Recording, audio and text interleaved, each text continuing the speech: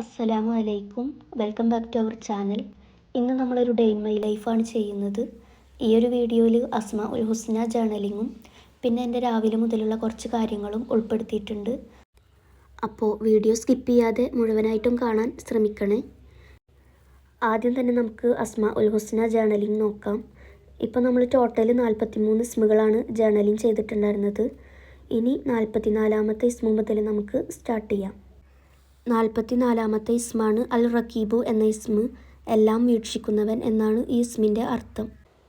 ഈ ഇസ്മ് പതിവാക്കുന്നവർക്ക് ആരാധനാ കർമ്മങ്ങളിൽ ആത്മാർത്ഥതയും അതുപോലെ തന്നെ സൽപ്രവർത്തനങ്ങൾക്ക് പ്രേരണയും ലഭിക്കും.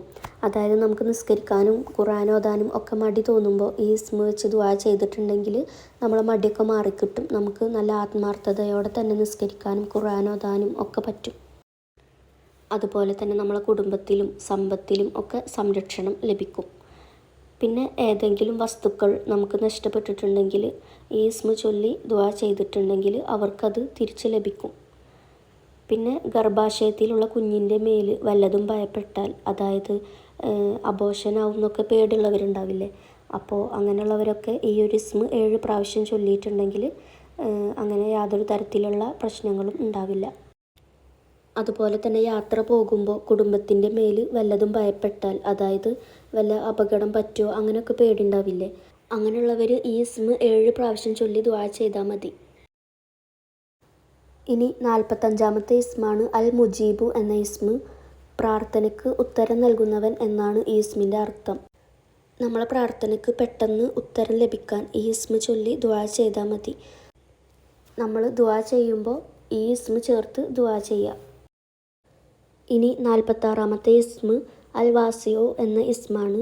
അറിവും ഔദാര്യവും വിശാലമായവൻ എന്നാണ് ഈ ഇസ്മിൻ്റെ അർത്ഥം. ഈ ഇസ്മ് ചൊല്ലിയാൽ അഗാധമായ അറിവും മഹത്തായ ഔദാര്യവും ലഭിക്കും. ഇത് ചൊല്ലുന്നവർക്ക് ഏതൊരു കാര്യത്തിലും വിശാലതയും സ്ഥാനവും ലഭിക്കും. അതുപോലെ തന്നെ നമ്മളെ മനസ്സിൽ അത്യാഗ്രഹവും ചതിയും അങ്ങനെയൊക്കെ ഉണ്ടെങ്കിൽ അതൊക്കെ നീങ്ങിപ്പോവും. നല്ല ഒരു മനസ്സ് ആയി കിട്ടും. അപ്പോൾ ഇന്ന് നമ്മൾ ടോട്ടൽ 3 ഇസ്മുകളാണ് ജേർണലിംഗ് ചെയ്തിട്ടുള്ളത്. ബാക്കിയുള്ളത് നമുക്ക് അടുത്ത വീഡിയോസിലൊക്കെ ആയിട്ട് ചെയ്യാം ഇൻഷാ അല്ലാഹ്. പിന്നെ ഞാൻ ഖുർആൻ്റെ അർത്ഥമുള്ള ഒരു ബുക്കുണ്ട് ഇവിടെ. അത് കുറച്ച് നേരം വായിച്ച് നോക്കി. ഇസ്ലാമിക വിജ്ഞാനകോശം എന്നാണ് ഈ ബുക്കിൻ്റെ പേര്. ഈ ഒരു ബുക്കിൽ നമ്മൾ അറിഞ്ഞിരിക്കേണ്ട ഒരുവിധം എല്ലാ കാര്യങ്ങളും ഉൾപ്പെടുത്തിയിട്ടുണ്ട്.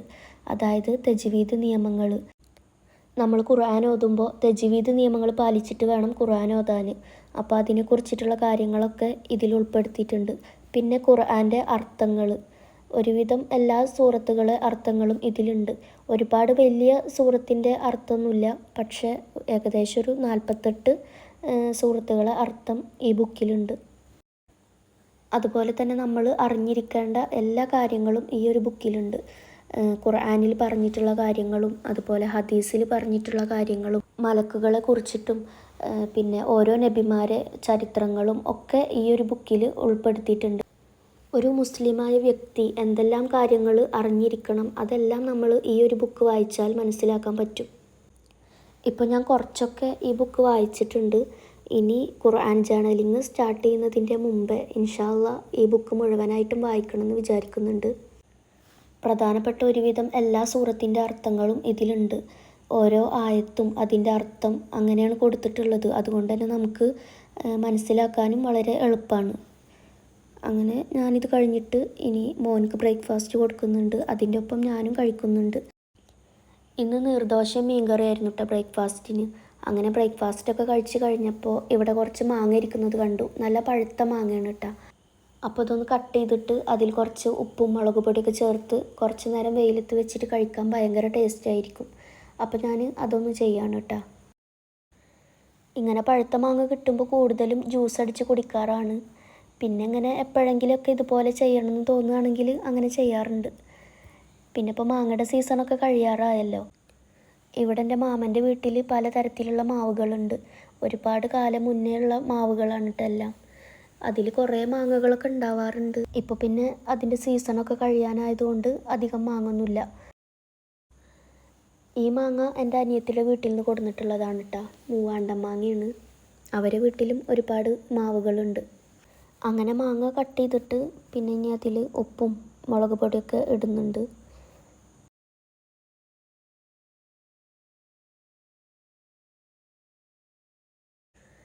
ഇനി ഇത് കുറച്ച് നേരം വെയിലത്ത് വെക്കുന്നുണ്ട്. ഇന്നാണെങ്കിൽ അങ്ങനെ വെയിലൊന്നുമില്ല, കൂടുതലും മഴക്കാറാണ്. ഇടയ്ക്ക് വെയിൽ വരും പിന്നെ പോവും, അങ്ങനെയാണ് കേട്ടോ.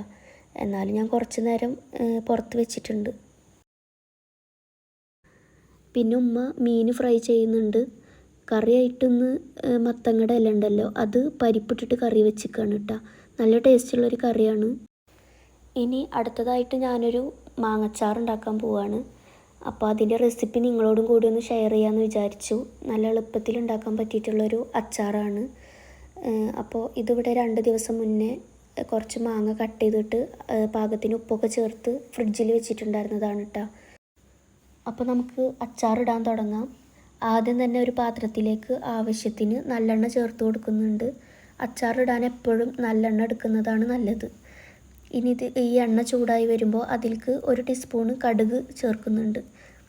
പിന്നെ ആവശ്യത്തിന് കറിവേപ്പില ചേർത്ത് കൊടുക്കുന്നുണ്ട്. പിന്നെ ഇത് ഇഞ്ചി, വെളുത്തുള്ളി, വറ്റൽമുളക് ഇതൊക്കെ കൂടിയിട്ട് ക്രഷ് ചെയ്തിട്ടുള്ളതാണ് കേട്ടോ. ഇനി ഇതും ഇതിലേക്ക് ചേർക്കുന്നുണ്ട്. എല്ലാം കൂടിയിട്ട് നന്നായിട്ടൊന്ന് വഴറ്റിയെടുക്കുക. അടി പിടിക്കാതിരിക്കാൻ ശ്രദ്ധിക്കണം. ഇനി ഇതിലേക്ക് ഞാനൊരു 5 ടേബിൾ സ്പൂണ് മുളക് പൊടി ചേർക്കുന്നുണ്ട്. സാദാ മുളക് പൊടിയാണ് കേട്ടോ ചേർത്തിട്ടുള്ളത്. പിന്നെ ഒരു 1/2 ടീസ്പൂണ് മഞ്ഞൾപ്പൊടിയും ചേർത്തിട്ടുണ്ട്. ഇനി ഇതിലേക്ക് 1 കപ്പ് ചൂടുവെള്ളം ചേർത്ത് കൊടുക്കുന്നുണ്ട്. നന്നായി തിളപ്പിച്ചിട്ടുള്ള ചൂടുവെള്ളമാണ് കേട്ടോ. എല്ലാം കൂടി നന്നായി ഒന്ന് മിക്സ് ചെയ്യാം. ഇനി ഇതിലേക്ക് ഞാനിതാ ഈ ഒരു ഗ്ലാസിൻ്റെ 1/2 ഗ്ലാസ് സൊർക്ക, അതായത് വിനാഗിരി ചേർത്ത് കൊടുത്തിട്ടുണ്ട്. ഇനി ഇതൊന്ന് തിളച്ച് വരുമ്പോൾ ഇതിലേക്ക് കടുകും ഉലുവയും കൂടി പൊടിച്ചതാണ്, അതൊരു 2 ടീസ്പൂണ് ചേർത്ത് കൊടുക്കുന്നുണ്ട്. പിന്നെ ഒരു 2 ടീസ്പൂണ് കായപ്പൊടിയും ചേർത്ത് കൊടുക്കുന്നുണ്ട്.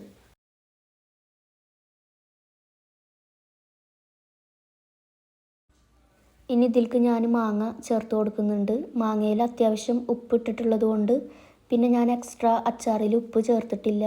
ഇനി നിങ്ങളുണ്ടാക്കുമ്പോൾ പാകത്തിന് ഉപ്പ് നോക്കിയിട്ട് ചേർത്ത് കൊടുത്താൽ മതി.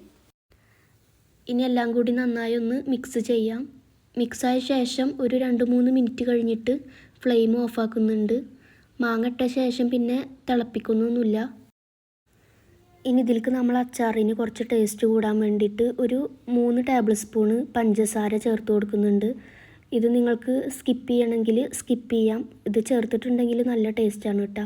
അത്യാവശ്യം എരിവും പുളിയും മധുരമൊക്കെ ആയിട്ട് നല്ല ടേസ്റ്റ് ആയിരിക്കും കഴിക്കാൻ. ഇനി നിങ്ങൾക്ക് ഇത്രയും പഞ്ചസാര ഇടണ്ടെങ്കിൽ 1 ടേബിൾ സ്പൂൺ എങ്ങാനും ഇട്ട് കൊടുത്താൽ മതി.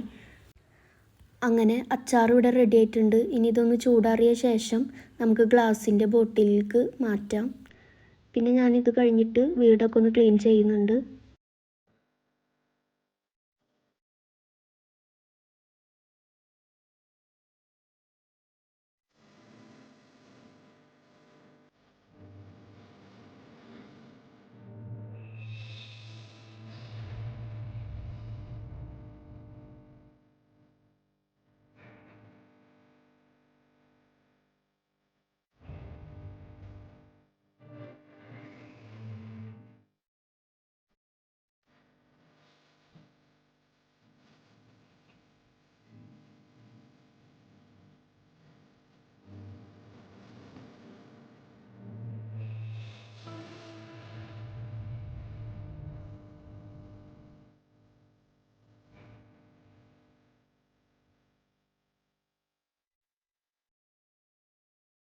ഇത് നമ്മൾ നേരത്തെ വെയിലത്ത് വെച്ചിട്ടുണ്ടായിരുന്ന മാങ്ങയാണ് കേട്ടോ. നല്ല ടേസ്റ്റ് ഉണ്ടായിരുന്നു കഴിക്കാൻ. അങ്ങനെ ഫുഡൊക്കെ കഴിച്ച് കഴിഞ്ഞിട്ട് ഇനി കുറച്ച് നേരം റെസ്റ്റ് എടുക്കും. അപ്പോൾ ഇന്നത്തെ വീഡിയോ ഇത്രയേ ഉള്ളൂ. നിങ്ങൾക്ക് വീഡിയോ ഇഷ്ടമായെങ്കിൽ ലൈക്ക് ചെയ്യാൻ മറക്കരുത്. പിന്നെ നിങ്ങളുടെ അഭിപ്രായങ്ങളൊക്കെ കമൻ്റായിട്ട് അറിയിക്കണം. ഇതുപോലുള്ള വീഡിയോസ് നിങ്ങൾക്ക് ഇഷ്ടമാവുകയാണെങ്കിൽ ചാനലൊന്ന് സബ്സ്ക്രൈബ് കൂടി ചെയ്യണേ. അടുത്ത നല്ലൊരു വീഡിയോ ആയിട്ട് വരാം ഇൻഷാ അല്ലാ.